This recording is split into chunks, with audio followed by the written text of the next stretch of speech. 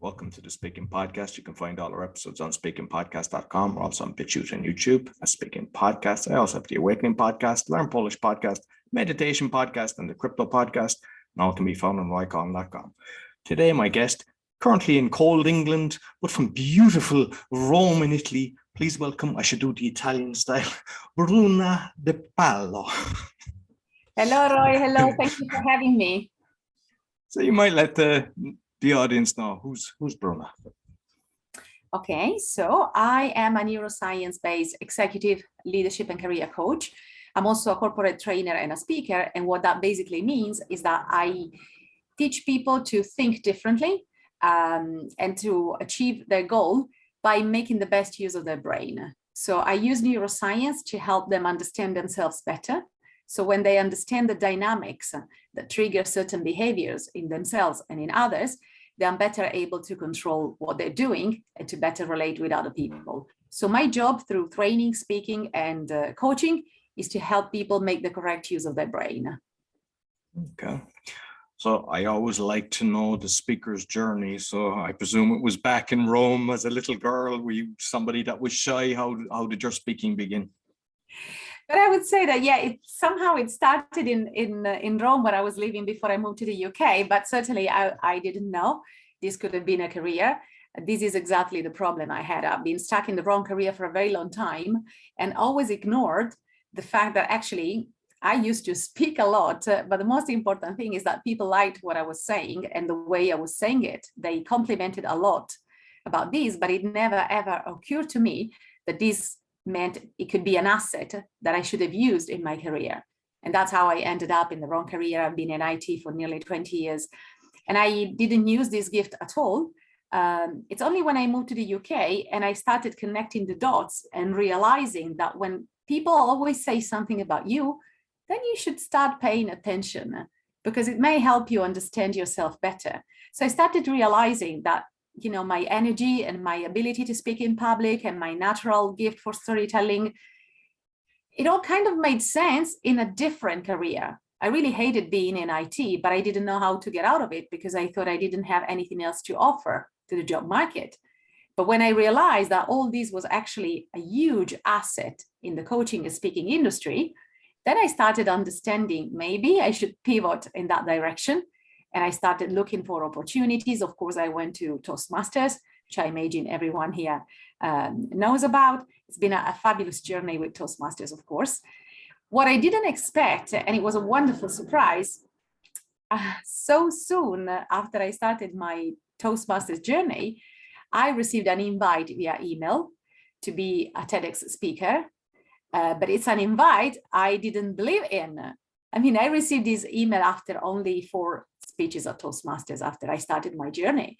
I received this email and I didn't even read it properly. I didn't get emotional. I wasn't happy. I just thought it was spam. I couldn't believe. Everyone who starts on that journey dreams one day about being on the TEDx stage. And I was one of them, but I of course, I wasn't expecting this. So the first step into that world was through this invite, totally unexpected, completely out of the blue. But of course, it was a huge encouragement. So when I realized it was a real invite, then of course I followed up and I got prepared and everything happened. But I would say the real step into this world, it happened kind of by coincidence, thanks to this invite, only after I moved to the UK, and especially after I realized that that was a gift, but not one of those meant to be in the drawer, one of those gifts that you're meant to use in life to achieve your vision. And when I realized this, everything made sense and things started going well. Excellent. And I've looked at your TEDx speech, and what was strange is it was actually on steps. Was that hard to do? Because normally you're kind of on a flat surface, and that one had steps. And like the camera work, there was times the camera work is good, but they're trying to block something out as well. And I know I've had another guest on, they've had a similar experience because the message was very good. And I just want to know what your kind of experience with the whole event was. Well, it was really, really tough for several reasons. Firstly, when they sent this invite, they sent it because I guess I never asked, but that's my sensation. They probably had someone who left a gap in their schedule and in this conference. It was at University of Manchester. So that's why they sent this invite, but they only gave me 6 weeks to prepare my speech. I mean, completely out of the blue 6 weeks while you're already busy with your job is really nothing. So my whole experience was kind of ruined by the fact that I really didn't have time. It was such a big opportunity for me to start a career as a speaker. The second problem was the setting, indeed. It was in a university. I think the team put a lot of effort and they really tried to do their best. Something didn't work out. And in fact, all the TEDx talk that are coming out of that conference on that day, they all look and feel horrible in terms of audio and video because they messed up something. Of course, when I was on stage, I didn't know. But something happened on stage and I really, really panicked, Roy. I really thought like, wow, I'm dying here. So basically, in all these mistakes that the team did, I don't know how it happened, but basically at the last minute, after we had our final dry run in the morning, a few times before, and then the final one in the morning, everything was perfect. At the very last minute, someone copied all the slides from me and all the other speakers, and they put all of them together in one file, in another one big PowerPoint file. Of course, I didn't know, and I wasn't meant to know, except for the fact that my slides had an exception. There was a video that was meant to be silent because I was meant to speak on that video. But by doing this, they've lost the setting. So when they copied the slide, and then when I was already in a good mood. Of course, I started my speech that I was panicking, but halfway through, I got that feeling that things were going well. The audience was with me because they were laughing, they were emotional, they were taking notes, which is always a great sign when people are taking notes. I was kind of feeling, I don't mean relaxed, but I was happy and excited. And I say they are with me. And in that moment, I was supposed to say something, but I couldn't because suddenly the audio from the presentation started. And I panicked, and I remember my whole world, internal world, collapsed. I know, luckily, from the video, it's not very visible. So, pat on the back, Bruna. I managed to do that. I didn't cop that. I thought that was actually shit. I didn't realize that it wasn't planned. Yeah. No, also because the sentence luckily, the sentence started at the beginning of the sentence, not in the middle, which would have made it visible. So the audience didn't really realize. But I was meant to say something, on 18 minutes, everything is timely. I was supposed to say something and I couldn't. And I said, wow. In that moment, I died inside. And then from that moment on, things went in autopilot. Luckily, I've rehearsed a million times before that. So I managed to go out with autopilot. But I think in the video it's visible that at some point I lose energy. I wasn't present anymore. And I was about to say, I am really sorry. I can't do that. I really wanted to say that and just run away. But I was just thinking about all my friends and colleagues who supported me in this journey. But anyway, the thing is, a lot of things on that day went wrong, including the setting. It was quite unusual because, as you said, it was on these stairs. It's a different TEDx compared to many others that you can find online. Still, I'm very grateful for this opportunity. It meant a lot to me, especially in terms of confidence. I mean, if I managed to survive with all these difficulties, not understanding what's going on, and the first time in front of the camera, it was really the first time I've been in front of a camera. So if I managed to survive there, maybe I can think of a career as a speaker. And actually, after that, everything that happened afterward was much easier. So I'm grateful for all the difficulties that I met on that day because they showed me I can do that. It's not easy, but I can do that. So all good, I would say. Excellent. And obviously, I mean, I've seen you speaking in English and you've got a series as well. We'll talk about that in a minute. But have you done speeches in Italian as well? Yes, recently I had a big speech in front of 500 people in a big Italian company. I mean, it's the Italian branch of Johnson & Johnson. I think, yes, it was the first time I did it in Italian in my country. It was on Zoom for obvious reasons. It was the first time. And it was unusual because I couldn't find the words. Of course, I've rehearsed a lot there as well, but the emotions of the moment. And then on Zoom, of course, is different because you can't see many people, a lot of people. It was a long event. So a lot of people had their camera off. So I couldn't really see if someone was there with me or not. And it was weird. And I couldn't really find the words in Italian. So it was a little bit challenging. Although that is my native language, everything I do in terms of speaking and training and coaching comes from all the books and studies that I did in English. So I really don't know words like, for example, fulfillment doesn't really have a corresponding translation in Italian. And it's my favorite word.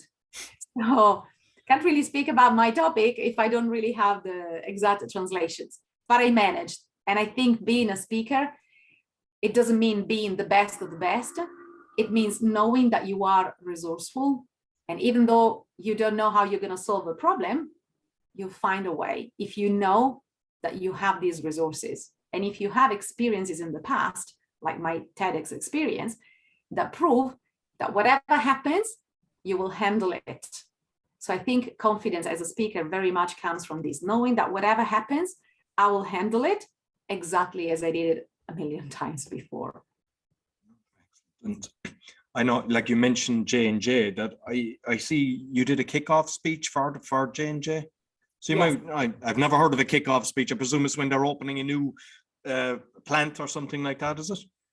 No. It was just a kickoff meeting for the new year for 2022. So, there are a lot of changes have happened, especially in the medical industry due to COVID. So it was a long meeting for them to establish the vision and share it with all the employees.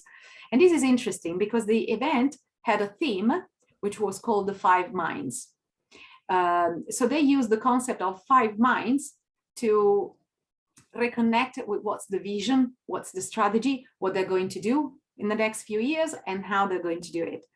But then they wanted to enrich this concept with a neuroscience-based coach, so that's why they called me, to express in practical terms what it means using these 5 minds. So 5 minds, we were talking about emotional, productive minds, creative mind, inspiring mind, and so on. So they wanted to end each big speech from the guest in this kickoff meeting with 4 different speeches where I was going to explain exactly what happens in the brain when we use our emotional mind, when we use creativity and so on, and how to use it more. So it was very practical, so that we've turned the vision into specific actions they can take every day. And I think it was a great success because we received a lot of exciting feedback, specifically because it was practical. I think in our industry, Roy, there's a lot of talking, especially about the mind and the brain. But then once you finish the speech, to listen to the speech, you know a lot of things. Yeah, but how do I translate this knowledge into something different that I can do or get tomorrow? So my job is to make it very practical and provide a framework to understand ourselves and others better. So that's what I did at J&J.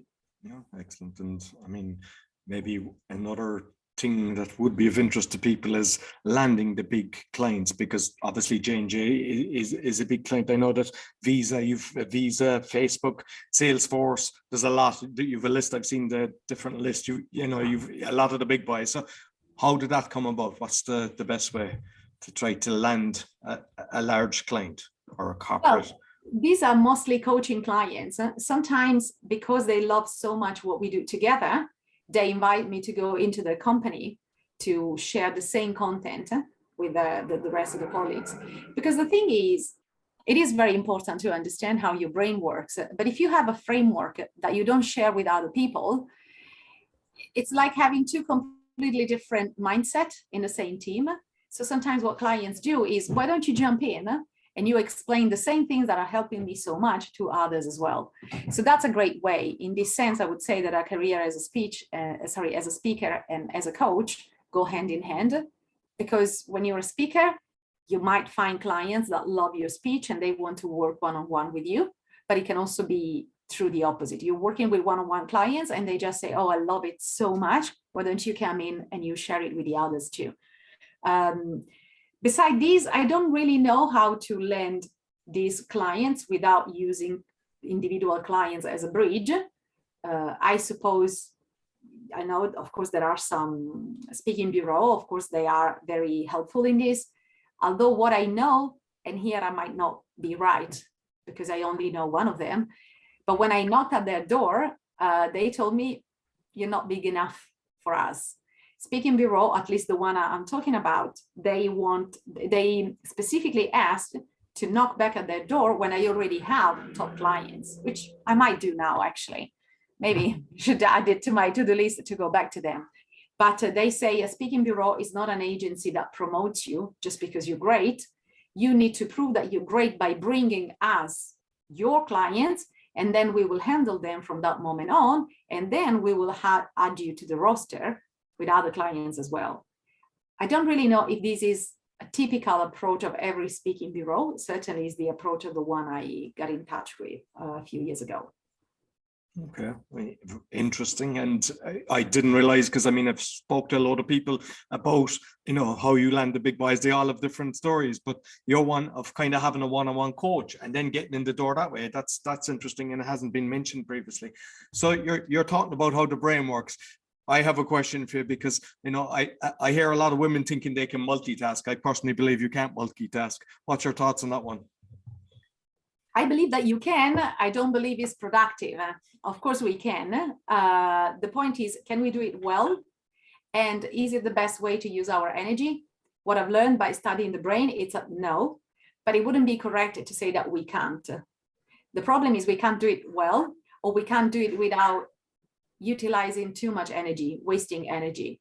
So many studies have proved, of course, that if you do things in parallel, you're going to waste more energy rather than doing them in series. Still, I think it's important to know that if it's necessary to cook, talk on the phone, and keep an eye on your child, you can still do the three of them. You can.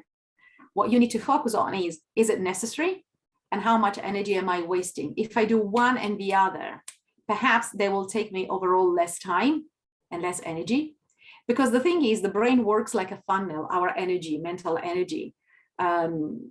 If we use all our energy in the wrong way in the morning, we might not have it by the end of the day. So it's not just a matter of can I or can I not. It's a matter of, is it productive? Is it the best way to do? Sometimes it is.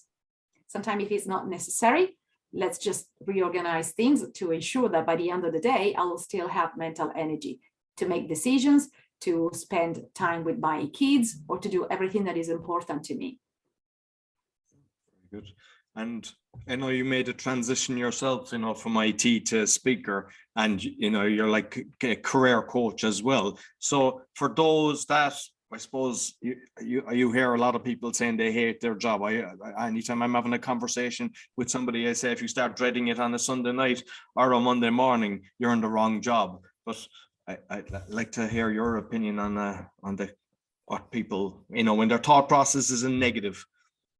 Well, I think the most important thing about our career is to understand how we should find our career, how we should think about our career.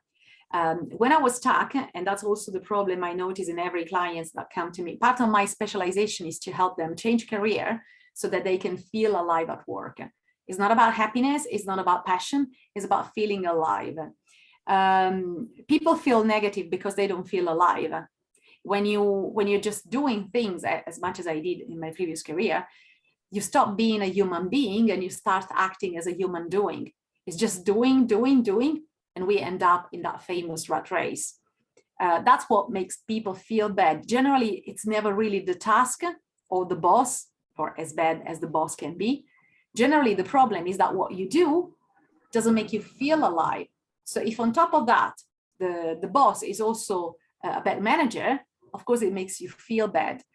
But the reason why I ended up in that trap, which again is common to everyone who is stuck in the wrong career, is because we think about our career, again, in terms of passion and happiness and what we want.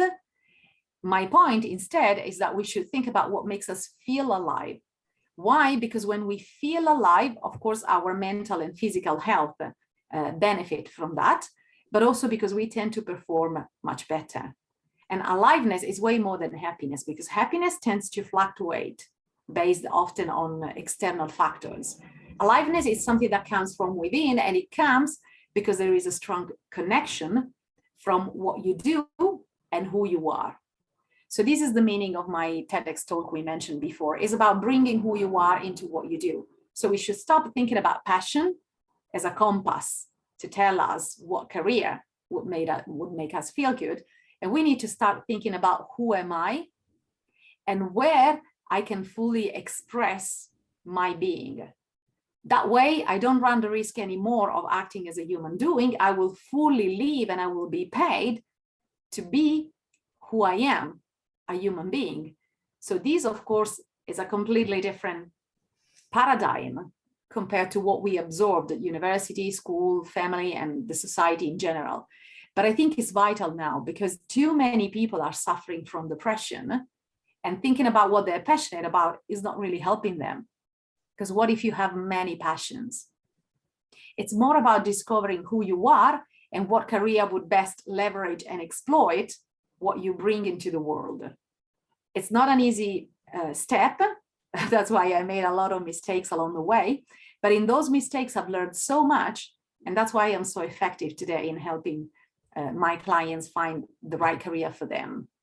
And it's a completely different game. So I think it's time to make this mental shift. Regarding the coaching then, because I know you're the neuroscience-based executive coach, there's a career coach leadership, but you're a professional certified coach. So like you might talk about that, because I see the PCC. You might let me know what, because I know there's other ones you can just buy online and pay a tenner and get a certification, but I know there's other ones that are really qualified, and I've been advised that it's a good way to go. So you want to explain about the certification? Yeah, I think in coaching is extremely important. To be honest, the beginning of my career, when I moved, when I stepped into this industry, I didn't really realize how important it was. Maybe it wasn't explained properly to me, but today I would say it's fundamental because, as you say, there are too many so-called coaching courses, qualification. There's so much confusion. So there are two bodies, and one of these is the International Coaches Federation, which is in the US, but it's international, which is trying to reorganize this industry to avoid that everyone can just simply call themselves coaches or just start a school and qualify other coaches. But what does that qualification mean?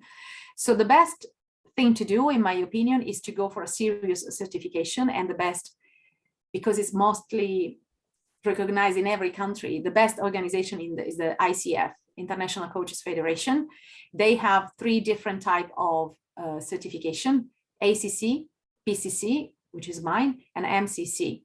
What they mean is just a journey. So generally people start with ACC and then move on to the others. In my case, I didn't do ACC, I just went for the PCC.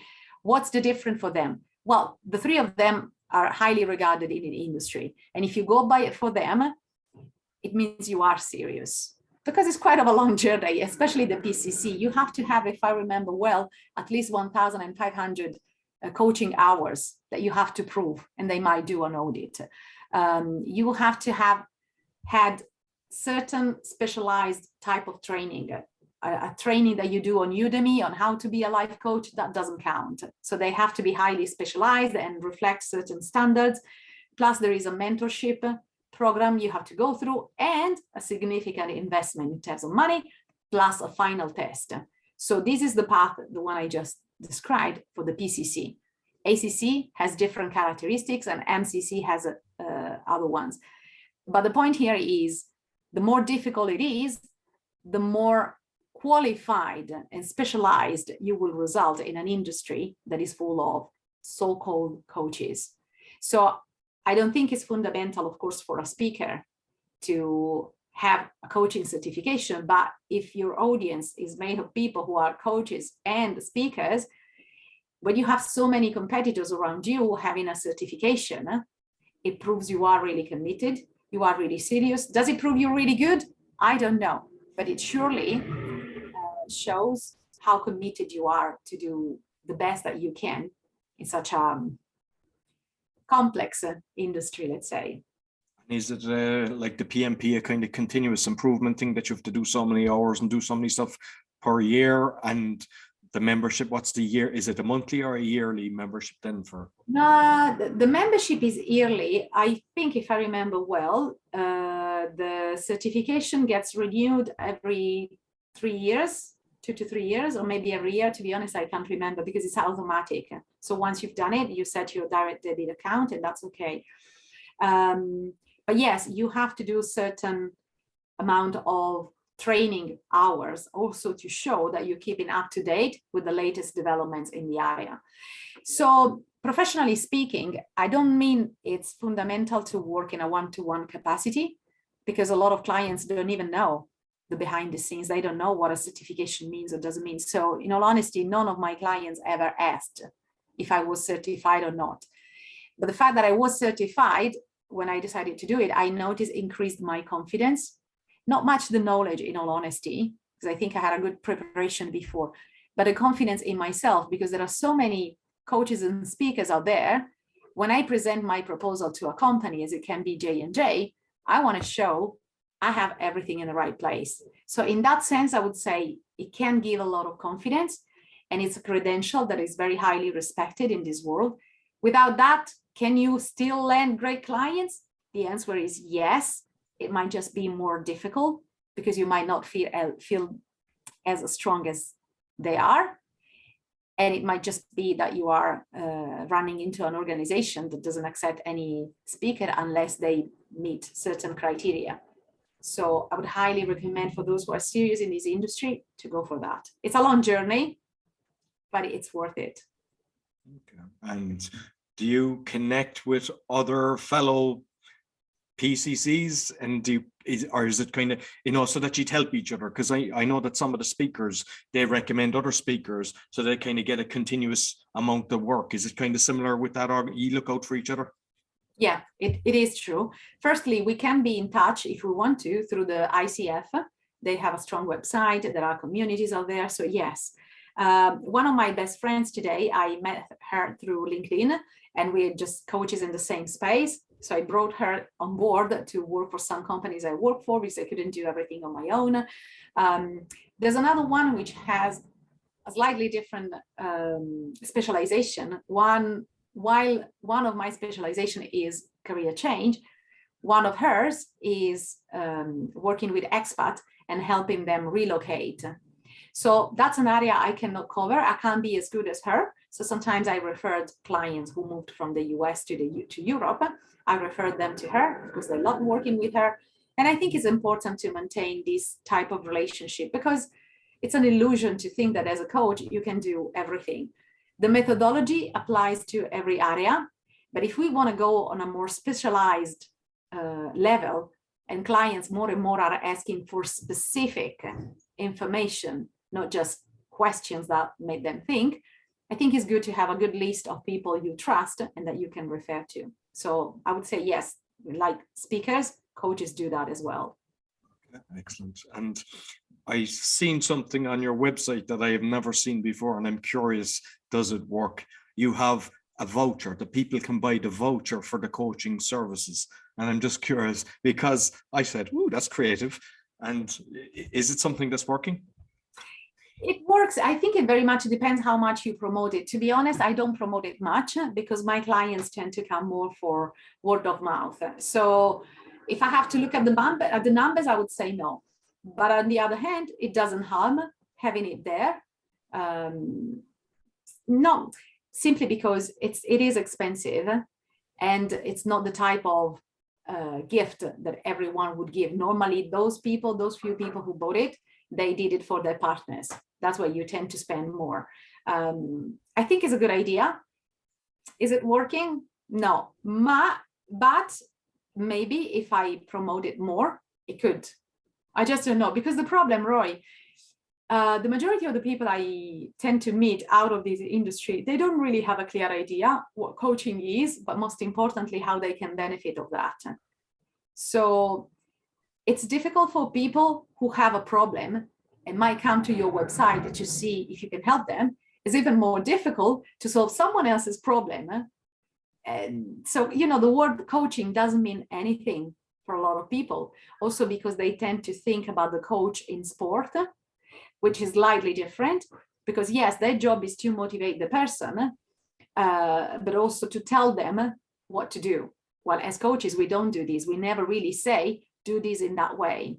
So there is confusion because people think that having a coach means having someone that tells you how to live your life or how to do a specific training or everything else based on that example. But in leadership and career coaching and life coaching, of course, it's not.